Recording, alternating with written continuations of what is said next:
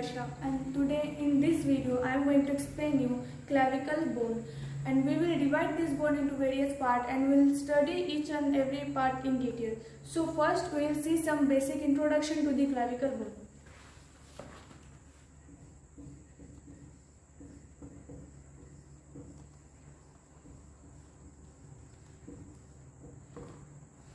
So clavicle is a long bone which supports the shoulder so that arm can swing clearly away from the trunk, and it transmits the weight of upper limb to the sternum. It is having a curved part called shaft and two ends, medial end and lateral end. Now the anatomical position or the site determination.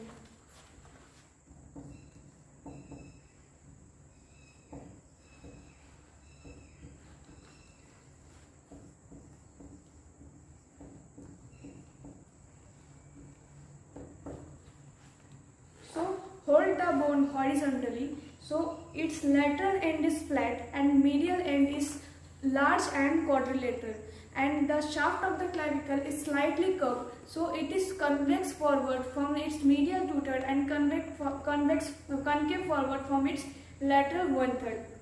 Now there are some important things to know about the clavicle.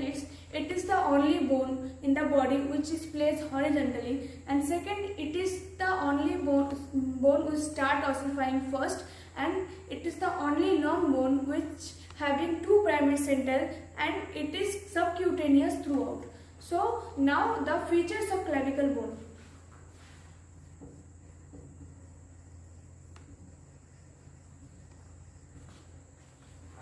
So clavicle bone is having a shaft and two ends, medial end and lateral end.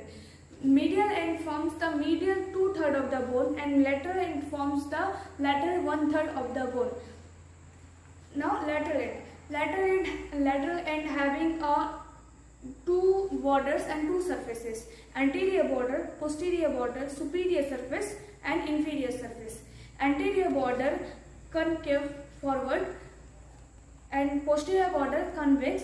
Superior border is subcutaneous, where the superior surface is subcutaneous and inferior surface is having a tubercle known as coronoid tubercle and a ridge called trapezius ridge. Now the medial two-third. It is rounded and having four surfaces: anterior surface, posterior surface, superior surface and inferior surface.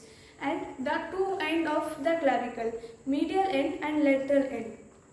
Medial end articulates with the clavicular notch of manubrium sterni to form sternoclavicular joint, and lateral end articulates with the acromion process of scapula to form the acromioclavicular joint.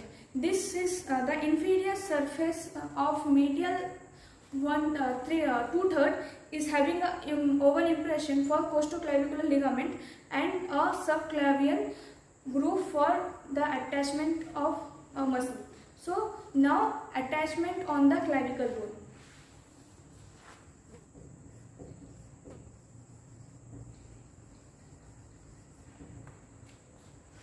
So on its lateral end, the margin of articular surface of acromioclavicular joint gives attachment to the joint capsule, and on its medial end, the margin of articular surface of sternoclavicular joint gives attachment to the fibrous capsule, the articular disc posterior superiorly and the interclavicular ligament superiorly. Now on its lateral one-third, the anterior border, which is concave in nature, gives origin to the deltoid muscle. Posterior border gives insertion to the trapezius muscle. Then the inferior surface, which is having a coronoid tubercle and trapezius ridge, gives an attachment to the coronoid and trapezius part of corococlavicular ligament.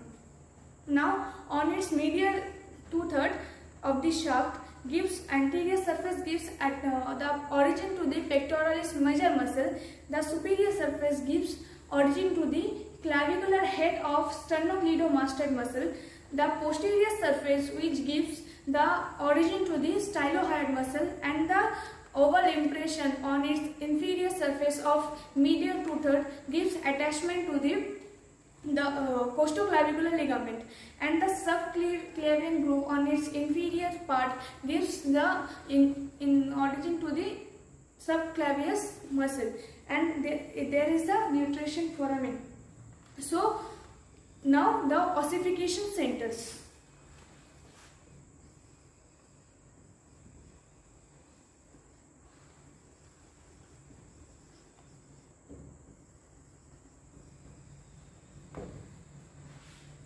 Clavicle is the first bone to start ossifying. It has the membranocartilaginous ossification. Most of the part ossifies through the membrane, and except the medial end which ossifies through the cartilage. And this bone having two primary center of ossification and one secondary center of ossification. The primary center of ossification appears in the shaft between two ends, the medial two-third and lateral one-third, and it appears at the 5th and 6th week of interingural life and fuse about 45 days. And the secondary ossification center appears at the medial end of the clavicle, and it appears on the 15 to 17 years of age and fuse with the shaft at 21 to 22 years of age. Sometimes this secondary ossification may be towards the acromion end also, and the sternal end which is growing in the clavicle, because the secondary ossification epiphysis start at a later stage and fuse with the shaft at 21 to 20 years of age. And due to this, the nutrition foramen which goes away from the sternal end. So now the clinical anatomy regarding the clavicle bone.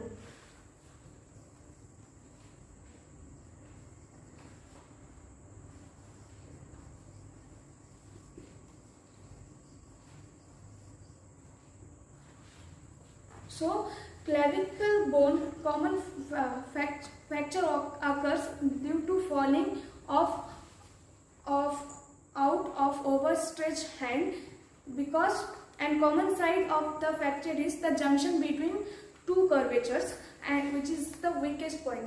The lateral fragment which may be displaced downward because the weight of the limb, and the trapezius muscle is unable to support the lateral fragment alone, and the medial end fragment may be elevated upward because of the sternocleidomastoid muscle, and this fracture can be treated by immobilization with the figure of 8 bandage. Now, second clinical anatomy regarding to the clavicle bone is the congenital absence of the clavicle bone due to the defective ossification in the skull bone, disease known as cleidocranial dystosis.